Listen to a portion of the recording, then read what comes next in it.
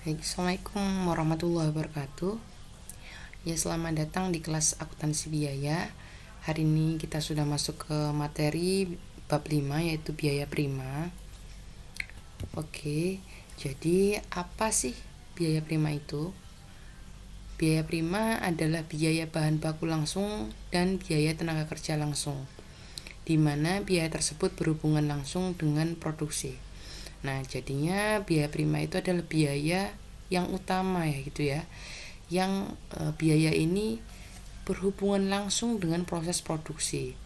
Kalau pertemuan awal dulu Ibu sudah pernah bahas biaya dalam akuntansi biaya. Yang pertama ada biaya bahan baku, ada biaya tenaga kerja langsung, dan yang ketiga ada BOP ya, biaya overhead pabrik. Nah, di pertemuan ini kita fokus ke dua biaya. Yang pertama bahan baku, yang kedua adalah biaya tenaga kerja langsung. BOP nanti kita akan bahas di pertemuan selanjutnya. Nah, jadi yang pertama biaya bahan baku itu kita bahas bahan baku dulu ya sebelum biaya tenaga kerja. Ini bahan baku ini adalah biaya bahan baku yang langsung ya ini bahan baku langsung yang identitasnya dapat dilacak pada barang jadi. Kalau misalnya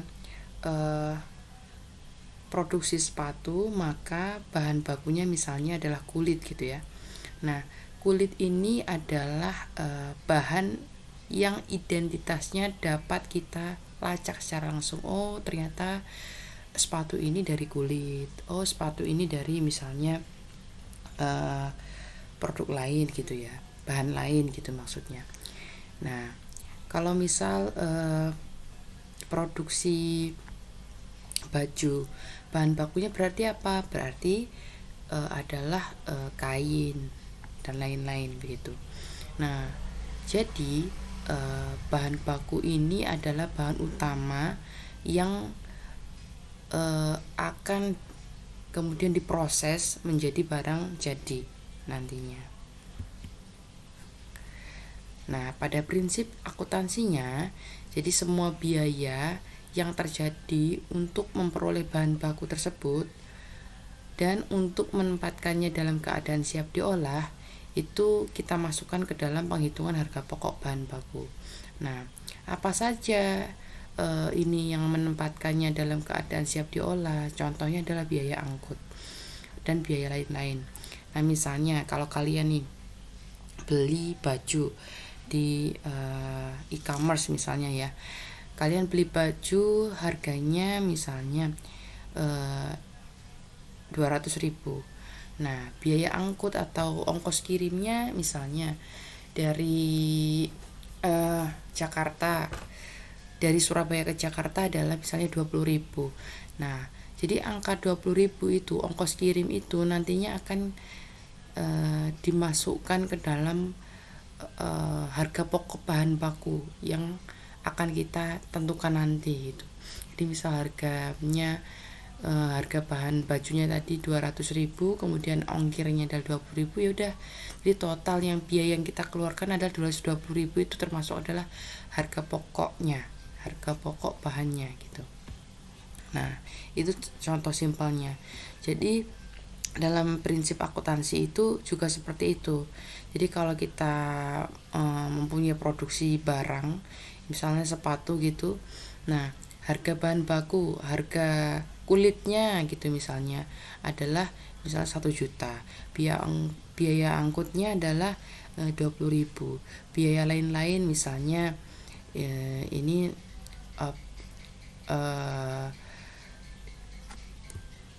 asuransi atau apa ya misalnya itu ya, asuransi misal kalau ada kerusakan nanti ditanggung oleh si penjualnya. Nah, biaya lain-lain ini termasuk itu. Nah, kita total semuanya misalnya akhirnya 1.500.000. Kemudian nanti ternyata karena kita beli bahan bakunya banyak, sama suppliernya diberikan potongan harga misal sekian gitu. Nah, jadi potongan harga ini adalah sebagai pengurang harga pokok bahan bakunya. Setelah itu ketemu deh harga pokok bahan baku. Oke. Selanjutnya ada biaya angkutnya. Jadi seringkali perusahaan itu membayar biaya angkut untuk membeli berbagai macam bahan baku.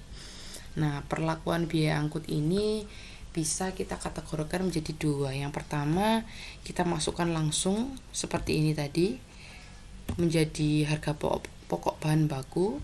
Yang kedua, dia termasuk BOP, biaya overhead pabrik, atau biaya yang tidak utama gitu, masuk ke dalam produksi.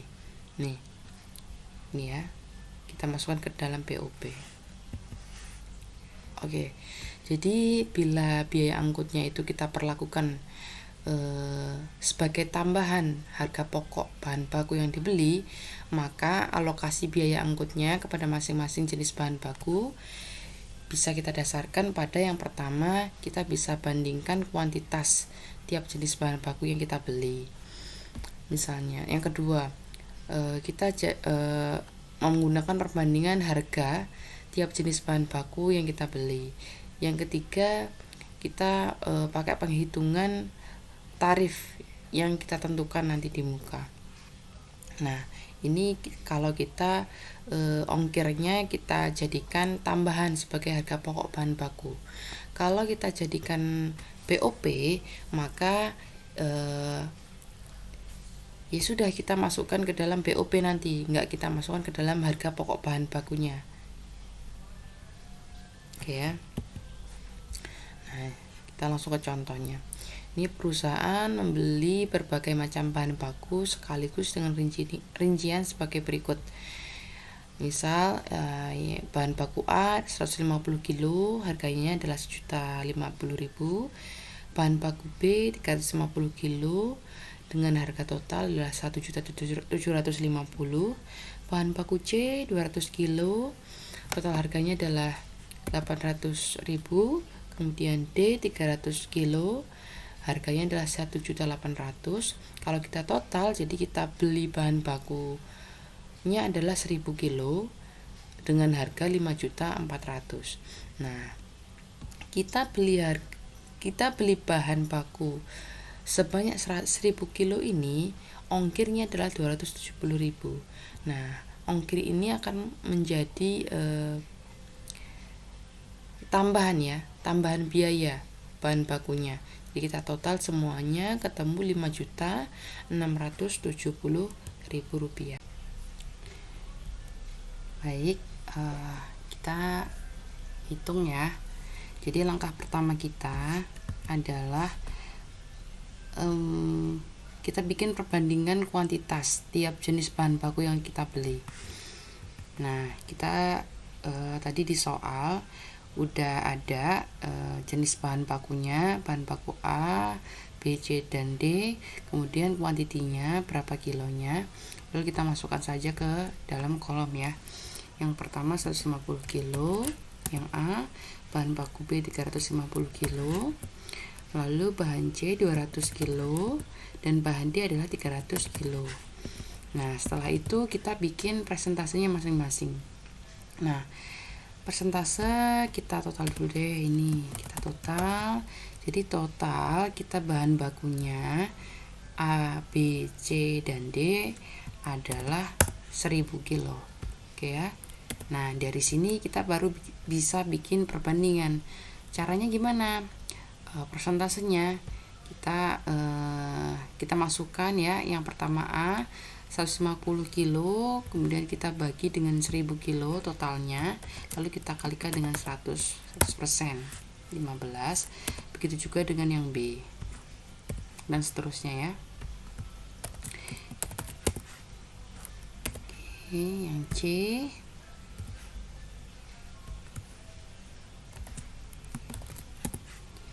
yang D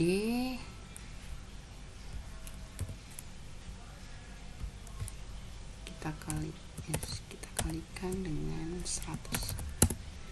Oke, kalau ketemu dengan persentasenya baru kita bisa hitung alokasi biaya angkut. Alokasi biaya angkut kita hitung dengan Oke, alokasi biaya angkut bisa kita hitung dengan cara biaya angkut lalu kita kalikan dengan 15% ya. 15%, 15 ini kita bagi 100 karena dia persen, ketemu 40.500. Lalu dengan yang B, begitu juga yang B kita kali dengan 35%, ketemu 94.500. Yang C kita kali dengan 70, ketemu 54. Yang ini 30% ya. Oke, ketemu 81.000. Maka kita bisa total alokasi biaya angkutnya. Oke, betul ya, 270 sama dengan biaya angkut yang pertama.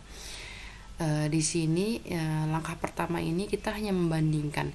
Jadi kalau di soal tadi belum ada, jadi 150 kilo jenis bahan baku A ini berapa ya gitu ya. Kita ngitung ini. Kan di soal tadi hanya totalnya semuanya A B C D 270. Nah, kalau yang kita hitung barusan ini adalah kita hitung masing-masingnya. Oh, ternyata jenis bahan baku A dengan berat 150 kilo itu biaya angkutnya adalah 40.500 dan sampai dengan yang D gitu ya. Oke, selanjutnya langkah kedua. Langkah kedua kita lihat di terangannya. Yang kedua adalah perbandingan harga tiap jenis bahan baku yang kita beli. Oke, kita tulis dulu.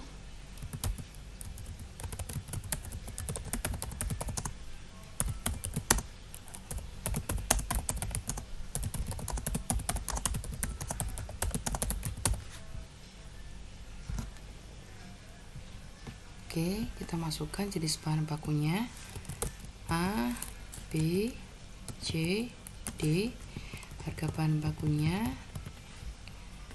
bahan baku A yang pertama 1.050.000, lalu yang kedua adalah 1.750.000,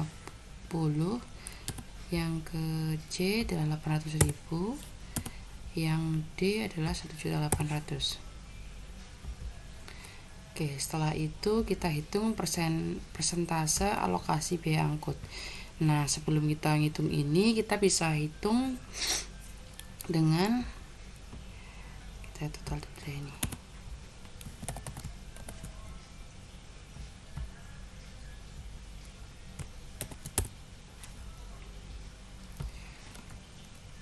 Persentase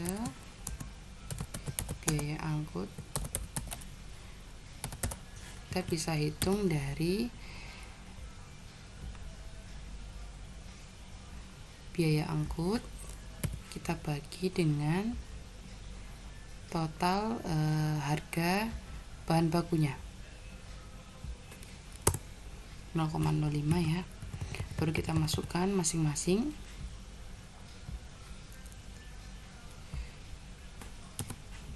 Bahan baku A 0,05 kita kalikan dengan 1.050.000. Yang kedua 0,05 kita kalikan dengan 1.750.000. Selanjutnya biaya angkut yang C kita kalikan dengan 800.000. Lalu yang D 0,05 kita kalikan dengan 1.800.000, ketemu 90.000. Baru kita bisa hitung harga pokok bahan bakunya. Jadi kita tambah saja ya, bahan baku A kita tambah dengan alokasi biaya angkutnya. Begitu juga dengan menghitung yang B dan sampai D ya.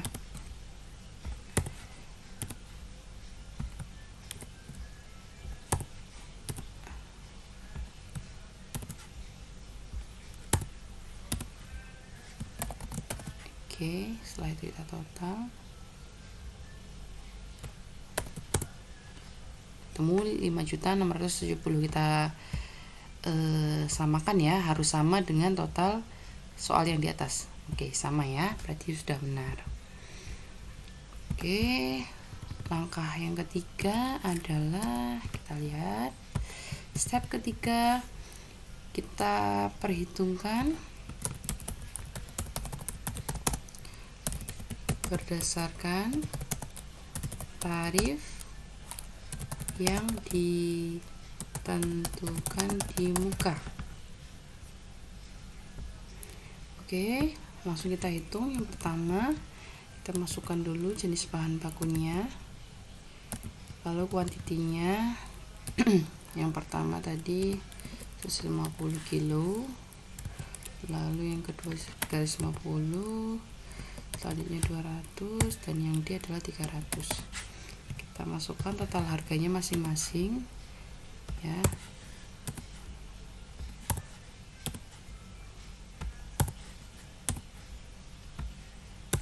Oke, selanjutnya kita hitung biaya angkut berdasarkan tarifnya ya. Kita hitung dulu.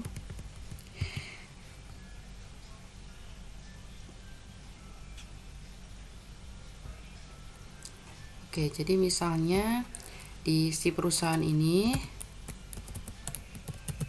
menganggarkan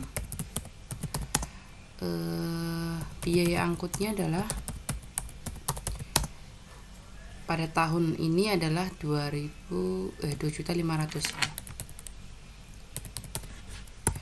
Nah, karena kita tadi total biaya bahan baku kita adalah 1.000 kilo, maka kita bagi ya 2.500.000 anggaran total biaya bahan baku 2.500.000 kita bagi dengan 1.000 kilo. Ini ada nanti kita keterangannya di soal di PPT juga ada, silakan disimak nanti. Nah, angka 2.500 ini baru kita kalikan masing-masing kuantitinya. 2.500 kita kalikan dengan masing-masing kuantitinya.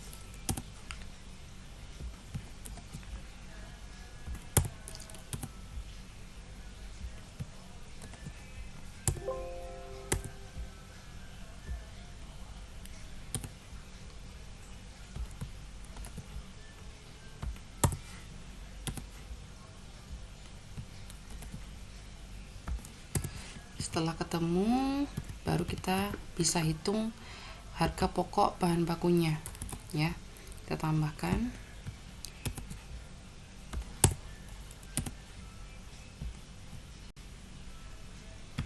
Oke, kita baru bisa hitung harga pokok bahan bakunya dengan menambahkan total harga masing-masing dengan biaya angkut yang sudah kita hitung ya.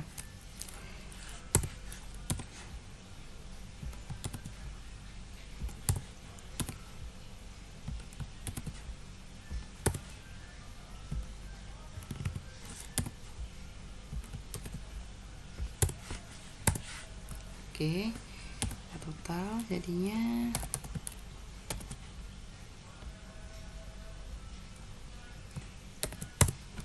Rp7.900.000. Setelah itu kita buat jurnal. Yang pertama, jurnal yang harus kita buat adalah saat kita beli bahan baku.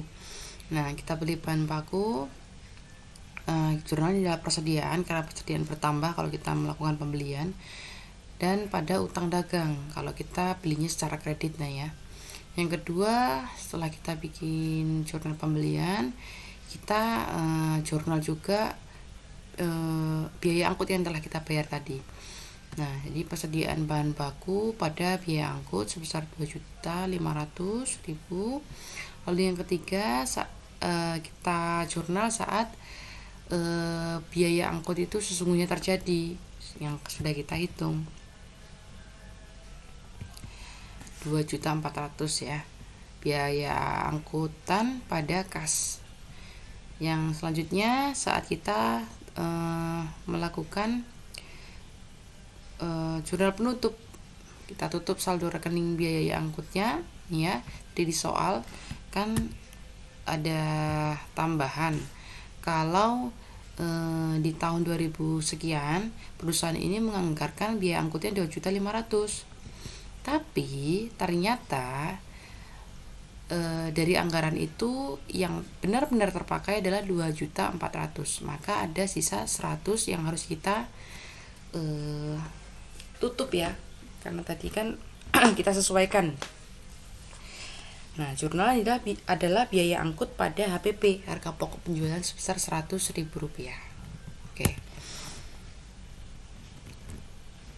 Oke ya.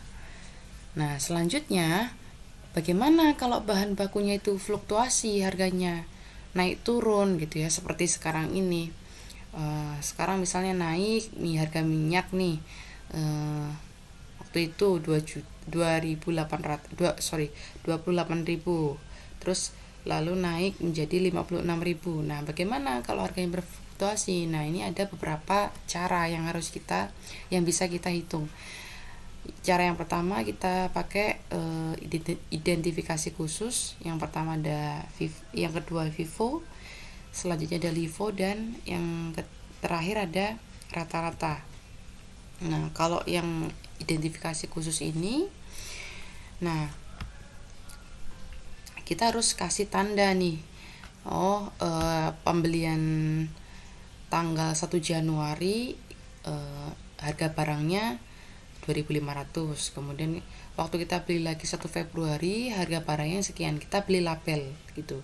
Nah, ini ada identifikasi khusus seperti itu. Nih, contohnya ya. PT Kertanegara memproduksi minuman ringan memiliki informasi bahan sebagai berikut. Di saldo awal dia ada 120 kilo, harga waktu dia beli 2.200, lalu dia beli lagi 200 kilo, harganya turun 1.900, dia pakai 180, pakai lagi 120, beli lagi 250 kilo, harganya 2.200, naik lagi, lalu dia pakai lagi 240 dan beli lagi, harganya turun sedikit 2.100. Nah, gimana kita hitungnya? Pakai FIFO, LIFO, dan average.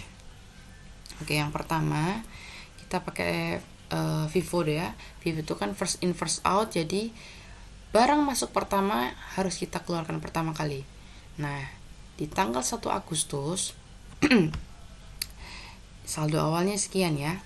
Lalu kita beli di tanggal 2 Agustus barang sejumlah 200 kilo, harganya 1.900, totalnya adalah 380.000.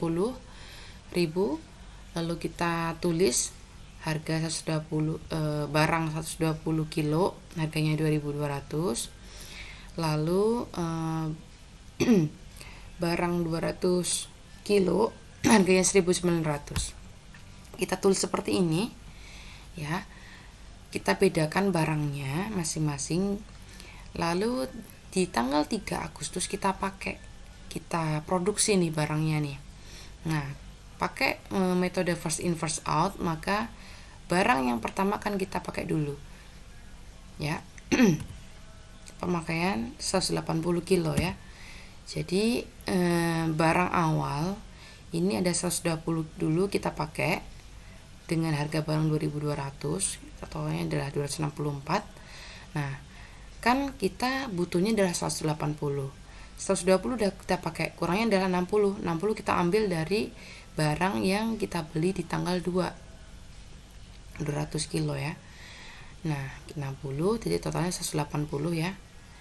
Nah, 60 kilo kita pakai dengan harga 1.900, totalnya 114.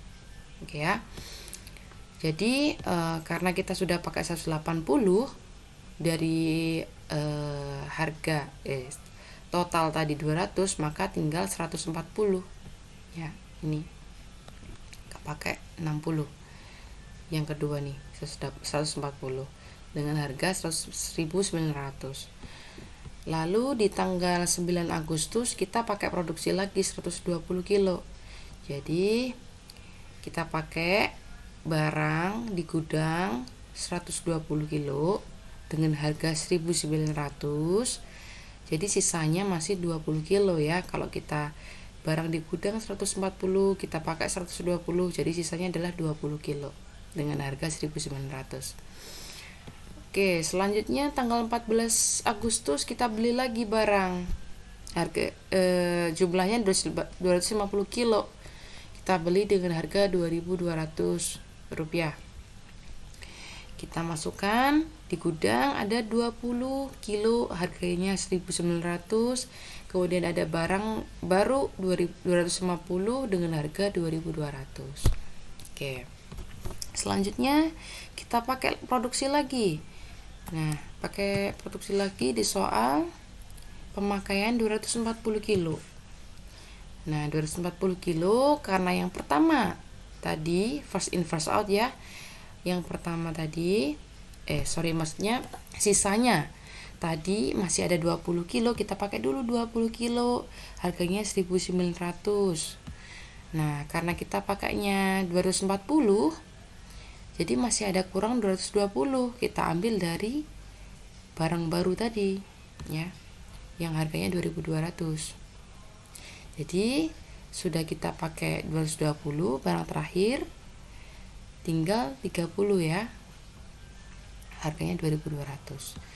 Lalu kita beli lagi, ada pembelian lagi barang sebesar 200 kilo, lalu harganya 2.100, kita masukkan ke gudang 30 kilo, harganya 2.200, barang baru 200 kilo, harganya 2.100 gitu. Itu pakai metode FIFO.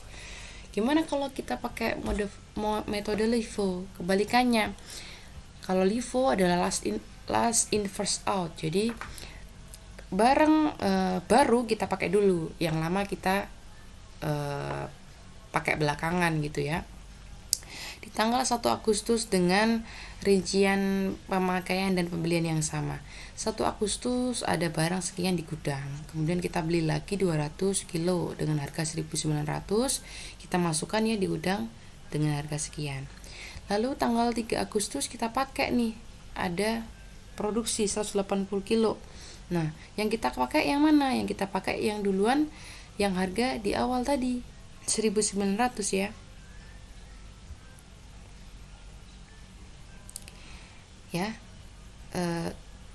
1.900 ini adalah barang baru ya, karena last in first out. Barang terakhir kita masukkan, barang baru kita pakai produksi gitu intinya ya. Kita masukkan ya sini 180 pakai harga baru 1.900. Nah, barang baru sudah kita pakai 180, jadi tinggal 20. Barang lama 120 masih utuh dengan harga 2.200. Lalu tanggal 9 Agustus kita pakai lagi 120 kilo. Nah, karena barang di gudang yang barang baru tadi tinggal 20, maka langsung kita pakai harganya 1.900. Nah, barang lama baru kita pakai deh yang 120 nih, kita pakai 100-nya tinggal 20 kilo dengan harga 2.200. Nah, pada tanggal 14 Agustus beli lagi 250, harganya 2.200. Kita masukkan ke gudang karena harganya sama ya, 2.200 yang lama, itu yang baru 2.200. Jadi oke, kita jadikan satu karena harga barang baru dan harga lama sama 2.200, maka di keterangan ini saldo persediaan ini kita samakan, kita total 270 dari 20 ditambah 250, harganya 2.200. Tanggal 20 ada pemakaian produksi 240, kita pakai ya. Nah, langsung kita pakai, jadi sisanya masih 30 kilo dengan harga 2.200. Lalu tanggal 25 Agustus kita beli lagi 200 kilo, harganya 2.100, kita masukkan ke gudang. 200 barang baru, harganya 2.100. Lalu barang lama 30 kilo, harganya 2.200. Begitu ya. Lanjut pakai metode rata-rata. Pakai metode rata-rata, soal yang sama. 1 Agustus ada barang di gudang 120 kilo, harganya 2.200. Oke, kalau yang metode average ini ibu breakdown di Excel biar kalian nggak bingung. Oke, langsung saja pada tanggal 1 Agustus ya, kita ada saldo 120 kilo, lalu harganya 2.200, totalnya adalah 264.000 rupiah.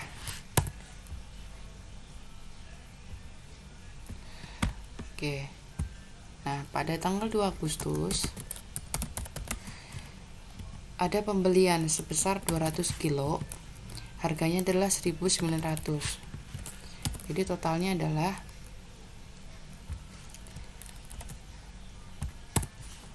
380.000 ya.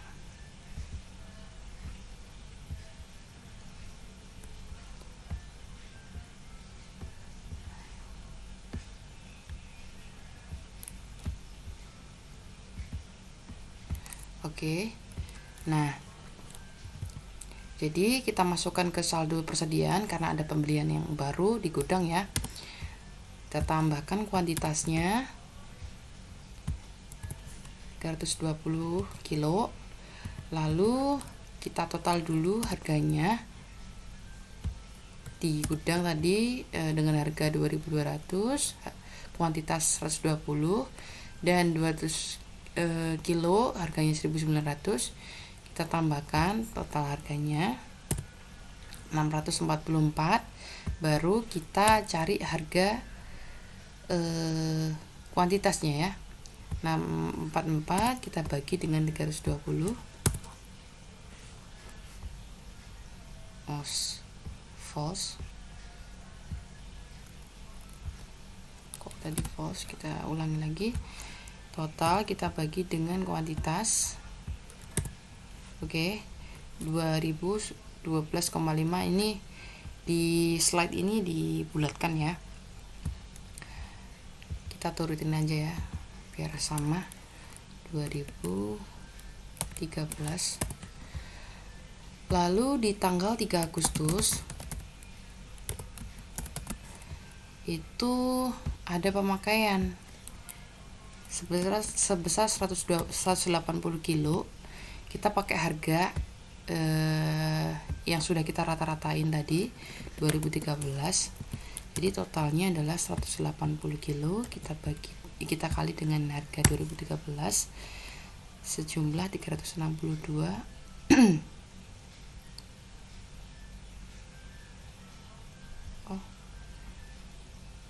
Terus harga total salah kolom ini, kurang kolom. Oke, sudah ibu rapikan kolomnya. Jadi karena kita sudah pakai 180, jadi di gudang masih ada 140 ya, 140 kilo dengan harga yang sama ya, masih 2013.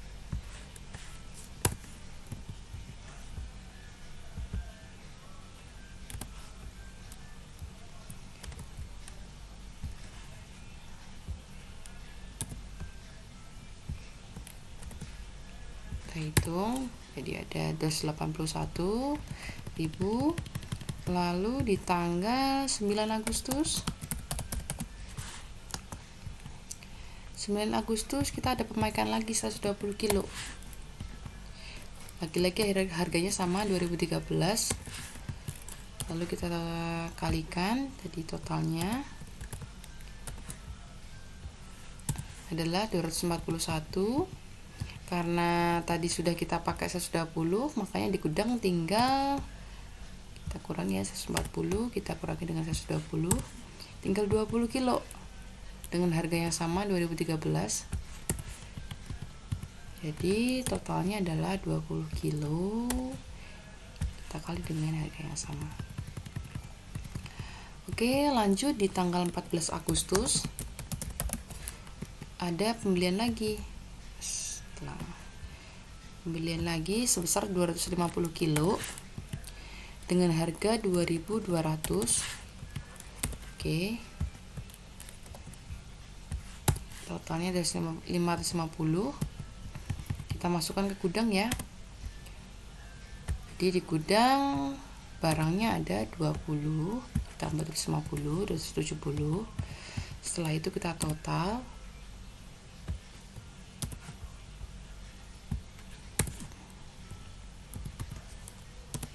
Nah, baru totalnya kita bagi dengan 270. Ada 2186. Kita ilangi komanya. 2186.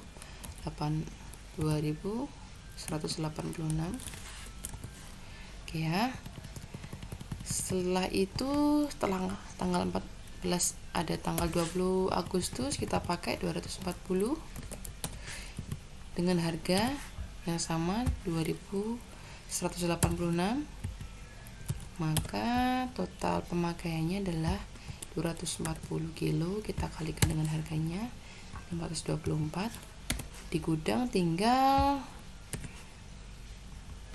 30 kilo, harganya sama 2186 dengan total 65.580. Oke, Agustus ya. Di tanggal 25 Agustus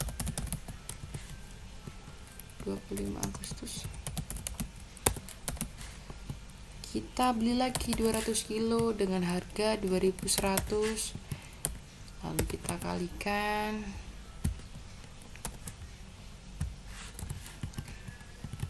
Jadi di gudang tinggal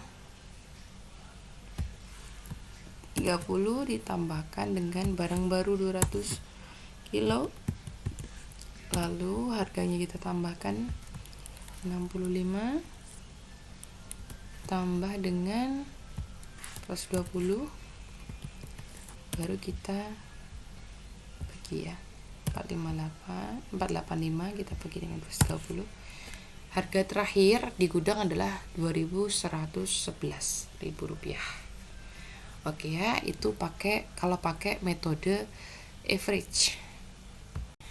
Oke, setelah kita bahas tentang bahan baku, lanjut kita bahas tentang tenaga kerja.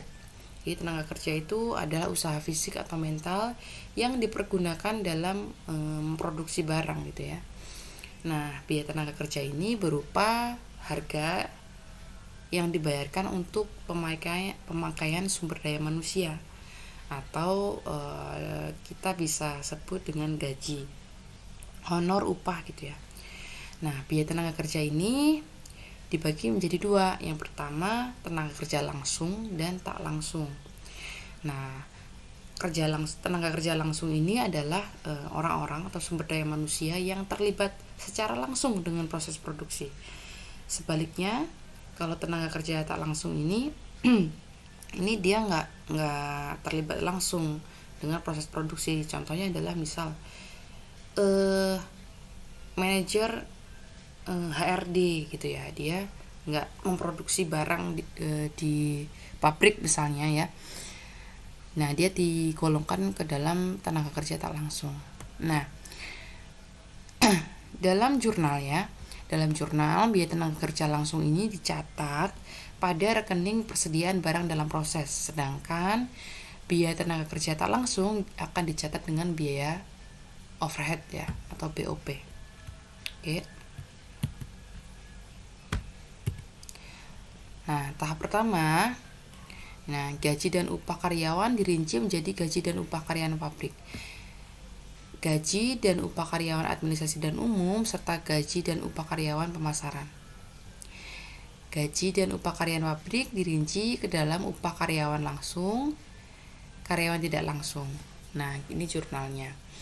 Kalau dia tenaga kerja langsung, kita pakainya barang dalam proses. BOP ini tenaga kerja tak langsung, dan biaya administrasi dan umum ini upah karyawan pemasaran gitu ya, pada gaji dan upah. Itu jurnalnya yang pertama. Nah, yang kedua, kalau si perusahaan ini memungut PPh 21 ya, karyawan. Nah, jurnalnya gaji dan upah pada utang gaji dan upah dan utang PPh karyawan. Nah, kalau si perusahaan ini membayarkan gajinya, kita kan pasti ngeluarin kas nih ya. Nah, jurnalnya adalah utang gaji dan upah, utang PPh karyawan pada kas keluar.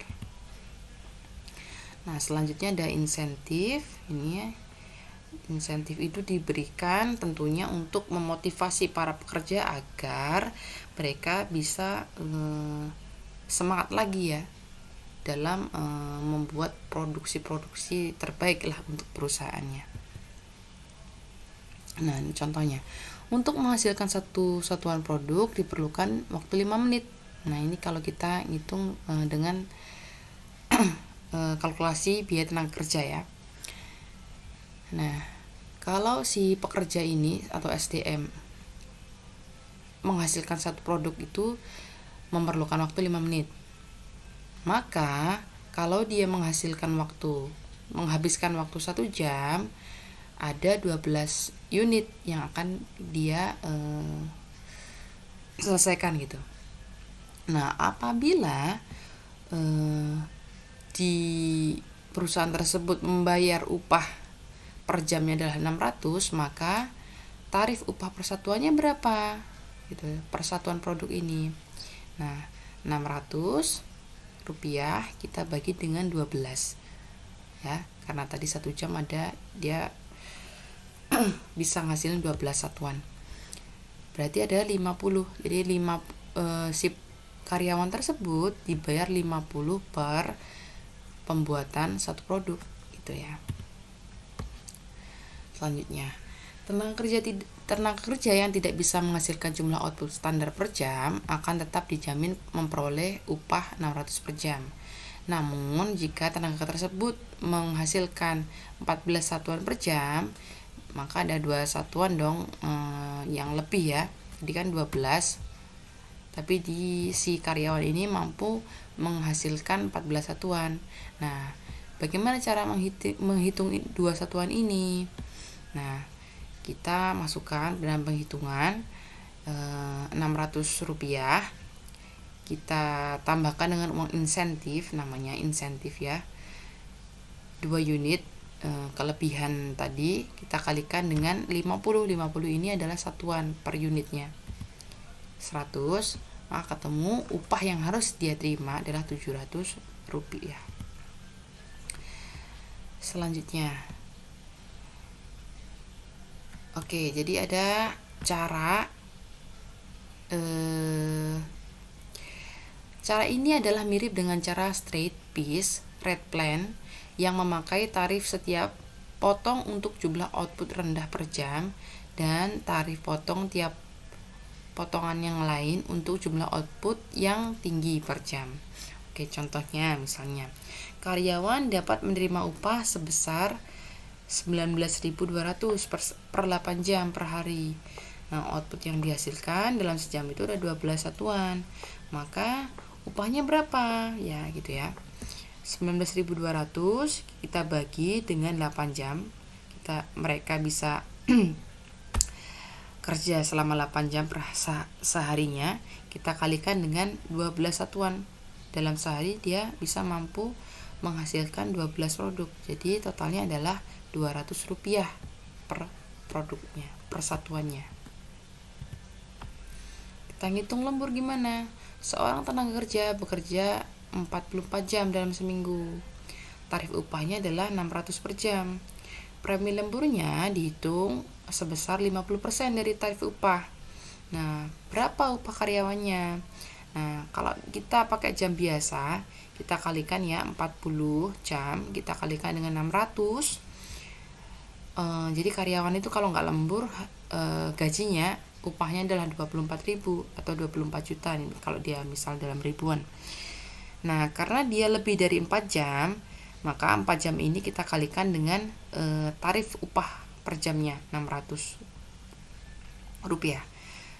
Ketemu 2.400. Lalu uang lemburnya ya 4 kita kalikan dengan 300. Angka 300 ini kita peroleh dari ini ya, premi lemburnya dihitung dengan 50%. 50% dikali 600. 300 ya. ketemu 1.200. Jadi total yang berhak diterima oleh karyawan dalam waktu 1 minggu adalah 27.600. Oke.